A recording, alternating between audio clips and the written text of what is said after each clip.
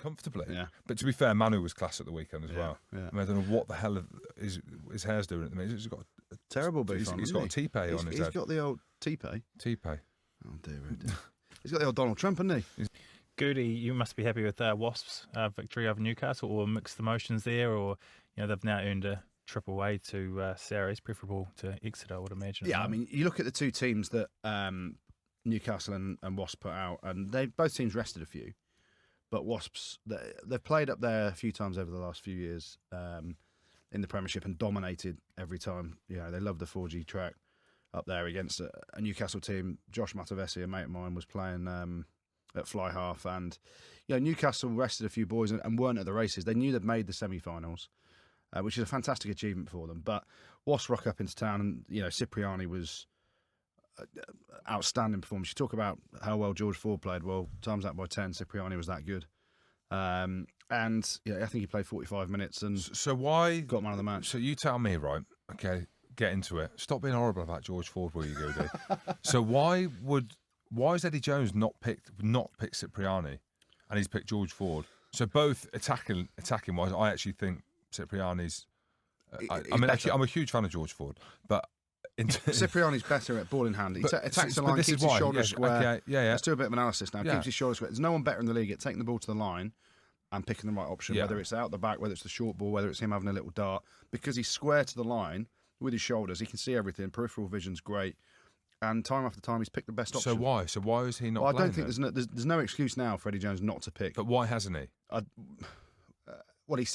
He said something about he wouldn't have him in the squad unless he's his first choice. Potentially because of the character, because he didn't need him in the squad or whatever, and they had the balance of Ford and Farrell as his 10-12 / Farrell first choice, Ford second choice if it came down to that. I can understand that. And then you've got Lazowski who's covered it as well. But right now, you go back to George Ford, the way he played in the Six Nations, the way he's played for Leicester. Stop being horrible. I'm not being horrible. Danny Cipriani has performed by far and away at a better level, way better level than George Ford. Danny Cipriani is the best 10 in the Premiership right now for the last 6 months. Yeah. So off the back of the Six Nations, and I've written a column for rugbypass.com, great company. Have a look, everyone. Great platform. And you talk about it and you think England need to make a few changes, not drastic changes, but you need to make a few changes. Our attack was fairly blunt in the Six Nations.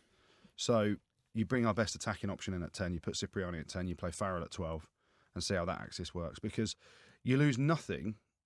People talk about Cipriani and his defence, and even Dai Young said it. He made a chase-back tackle against Northampton a couple of weeks ago. And Dai Young joked after the game and said, oh yeah, that'll be his first tackle of the season sort of thing. But you're losing nothing in defensive capabilities by swapping George Ford and Danny Cipriani around, because Ford's defence up until his beasting boys at the weekend has been poor for England, and they hide him, and he gets picked out. So you're no worse there, but you're far better in attack and in terms of an attacking threat. And it just, you have to see how it works in a camp. And, undoubtedly, if he doesn't get picked now, he's never getting picked for England because he's playing the best rugby of his career, I reckon. And he hasn't got a club.